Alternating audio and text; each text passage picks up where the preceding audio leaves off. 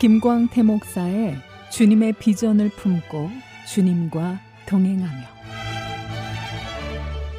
사랑하는 여러분, 오늘 또 함께 주님의 비전을 품고 주님과 동행하는 인생 이야기를 나누게 되어 참 기쁘고 감사합니다. 예수님이 승천하신 후 약속하신 성령님이 임하심으로 폭발적인 성장을 하던 초대교회는 극심한 박해를 받게 됩니다. 하나는 네로 황제의 박해로, 로마 대화제의 방화자로 그리스도인들을 몰아 박해를 했습니다. 또 다른 하나는 유대인의 박해로 AD 70년 디도 장군이 이끄는 로마 군대가 예루살렘을 처참하게 파괴한 일로 시작된 것입니다. 조세푸스의 기록에 의하면 약 110만 명이 학살되고 10만 명 이상이 포로 잡혀가고 성전은 돌 위에 돌아남지 않고 파괴되었던 대재앙입니다. 유대인들은 이 재난의 책임이 하나님의 율법을 어긴 자들이 있기 때문이라 여기며 예수를 따르는 자들을 지목했습니다. 그리스도인들을 저주하는 해당 기도문을 만들고 그리스도인들을 해당에서 축출하게 됩니다. 이러한 극심한 박해에도 불구하고 초대교회는 복음을 요원의 불길처럼 로마 제국에 확산시키고 교회는 부흥되었습니다. 또한 그리스도인들은 신앙의 연륜을 더해가며 나름 규모와 풍요를 갖춘 공동체가 되어가고 있었습니다.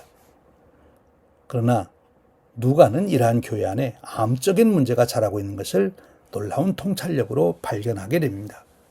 그것은 교회가 변질되어 교회됨의 가치, 복음의 가치와 사명을 상실할 수 있다고 본 것입니다. 누가의 눈에 어떤 문제가 보였을까요? 그것은 바로 배타성 차별주의였습니다. 교회의 심각한 위기는 외부의 박해가 아니라 바로 내부의 차별주의가 일어나는 것입니다. AD 70년경 초대교회는 주님이 주신 사명, 모든 사람을 구원하는 교회, 참교회가 되기 위해 해결해야 할 두 가지 과제가 있었습니다. 하나는 당시 로마 사회가 가지고 있던 철저한 신분제도입니다. 신분제도는 사람을 철저하게 배타적으로 차별하는 제도입니다. 또 다른 하나는 유대인들의 민족주의, 선민사상입니다. 이 또한 철저한 배타적 차별이 있습니다. 유대인 배경의 신자들은 이방인 신자들이 율법을 지키지 않고 정결하지 않으며 배경이 부정하다고 판단하고 영접하기를 꺼려했습니다. 종교적 전통과 자기에 익숙한 유대인 신자들은 율법을 지키지 않는 이방인에게 세례나 식사교제나 성찬 허용하는 것을 반대했습니다.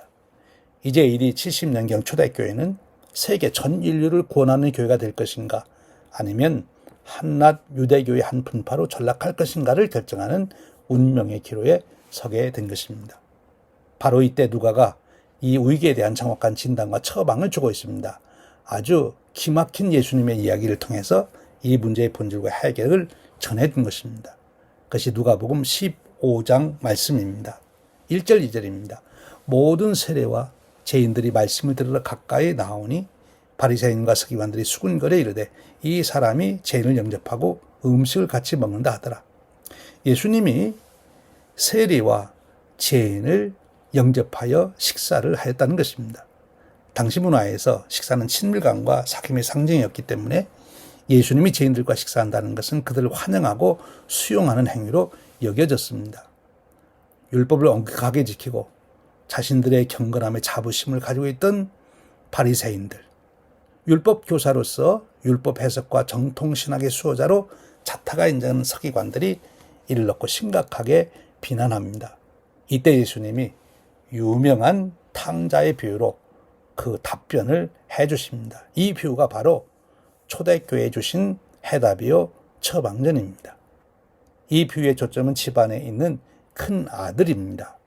돌아온 탕자를 기꺼이 맞이하여 새 옷을 입히고 가락지를 끼우고 큰 기쁨으로 잔치를 벌이는 아버지를 이 큰 아들은 이해하지 못하고 동생의 회복을 시기하며 분노합니다. 큰 아들은 난 항상 아버지를 섬겼다고 말하며 자신의 공로를 내세웁니다. 큰 아들은 당시 바리새인과 서기관을 상징하며 그들의 배타성, 차별주의를 비판합니다. 교회 안에서도 옛날 유대인 사이에서 일어났던 일들이 일어나는 것이지요. 참 믿음은 하나님을 인정하고 받아들이는 것입니다. 하나님을 하나님으로 인정하고 받아들이는 것은 하나님의 존재와 능력만이 아니라 하나님의 마음을 받아들이는 것입니다. 하나님의 기쁨에 내가 기쁨으로 참여하는 것입니다. 교회는 아버지께 돌아온 탕자와 같이 하나님께 돌아온 자들을 품고 회복시키는 곳이 되어야 합니다.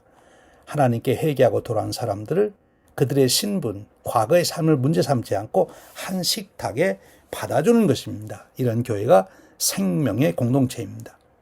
만일 예수님의 비유에 나오는 큰 아들이 동생이 돌아왔다는 소리에 기뻐서 집 안으로 뛰어들어가 동생 곁에 앉아서 그래 그동안 얼마나 고생이 많았느냐, 이제 돌아와서 참 기쁘고 감사하다, 아버지 모시고 우리 함께 행복하게 살자고 말하는 것을 바로 그 아버지가 볼 수 있었다면 아버지는 춤을 추며 기뻐하였을 것입니다.